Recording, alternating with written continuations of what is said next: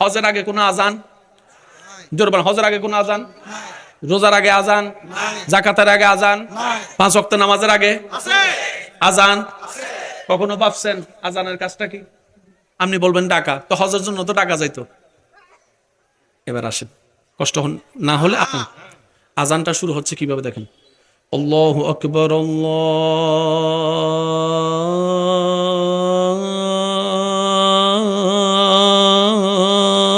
আল্লাহু আকবার, শুরু।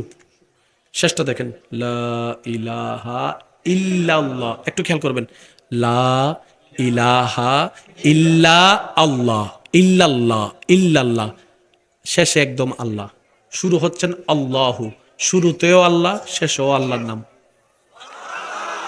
আপনি যদি আজানকে একটু গণনা শুরু করেন, আল্লাহু আকবার, আল্লাহু আকবার, আল্লাহু আকবার, আল্লাহু আকবার, আশহাদু আল্লা ইলাহা ইল্লাল্লাহ, আশহাদু আন্না লা ইলাহা ইল্লাল্লাহ, টোটাল আজানে আপনি 12টা লাইন পাবেন।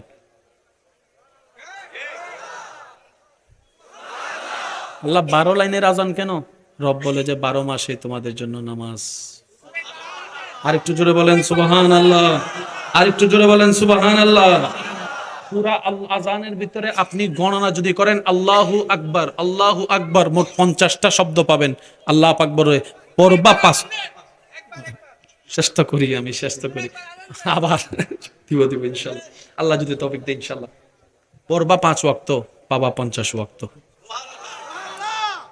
এবার সবচেয়ে মারাত্মক বিষয়টা দেখেন, কোরআন শরীফের মধ্যে হরফ আছে না, আলিফ বা তা সা জিম হা খ দাল জাল আছে না? যতগুলা হরফ আছে আজানের মধ্যে ব্যবহার হয়েছে মোট 17টা হরফ। একটু মন খুলে বলেন তো দেখি সুবহানাল্লাহ।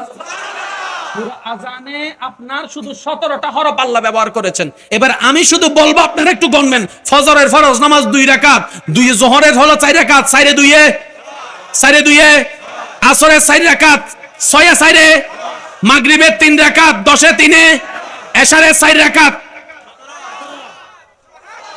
জোরে জোরে, ফরজ 17 রাকাত, আজানের হরফ 17।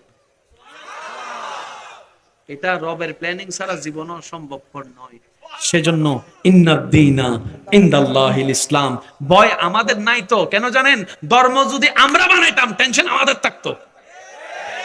আমি তো বুদ্ধি করে এটা সাজাইছি, কেনা কে এসে আবার এটা ঘুরাই দেয়, কারণ জ্ঞানীর তো অভাব নাই, আমার সাথে বড় জ্ঞানী তো আছে। আল্লাহ কয় ইসলাম সাজানোর দায়িত্ব তোর করে দিতাম না, এটা আমি রাখছি, কারণ আমার সাথে বড় জ্ঞানী কেউ নাই। সুতরাং ইসলামের ভুল ধরারও আর একটু জোরে কইতেন না সুবহানাল্লাহ। পুরুষ বিয়ে করতে মেয়ের দরকার, মেয়ে বিয়ে করতে পুরুষের দরকার, তো ভাই তো পুরুষ, বোন তো মাইয়া, বিয়ে করাই দেন না। শুনতে খারাপ লাগলো, কিন্তু ইসলাম বলে যে না, করাইও না। বর্তমান ডাক্তারও বলে করাইও না। বুঝতেছেন বিষয়টা? বুঝতেছেন? ভাই বোনে যদি বিয়ে হইতো, নাউজুবিল্লাহ মিন যালিক, শুনতে অসন্ত লাগলে তারপরে বলি, ভাই বোন যদি বিয়ে হইতো সম্পত্তি আর বাইরে যেত না। আমরা কই বিয়ে করাই দিই ভাই বোনই। ও ইসলাম কেন এখন বুঝদি না? বিজ্ঞান উন্নতি হইলে বুঝবি। এখন বিজ্ঞান উন্নতি হইয়া ডাক্তাররা কয়, যদি ভাই বোনের ক্রোমোজোম একইওয়ালা বিয়ে হয়, এখান থেকে সন্তান যেগুলো হবে সব অ্যাবনরমাল, সব অ্যাবনরমাল, সব অ্যাবনরমাল হইলে আর ডাক্তার হইতো না, ইঞ্জিনিয়ার হইতো না, কিচ্ছু হইতো না, পুরা পৃথিবী শেষ, পুরা পৃথিবী শেষ। ইসলাম বলে যে তাই আগেই আল্লাহ মানা করে দিয়েছেন। আমরা মদ খাইলে ইসলামের কোনো লাভ লস আছে? আমি মদ খাবো আমার বাপের টাকায়, ইসলাম মানা করে কা? মনে রাখবেন, ইসলাম সেটাই মানা করে যেটা আমাদের জন্য ক্ষতি। একটু জোরে বলেন না, জোরে বলেন না। ইসলাম আমাদেরকে সেটাই করতে বলে যেটার মধ্যে আমাদের জন্য কল্যাণ আর কল্যাণ। কথা বলেন ঠিক কিনা?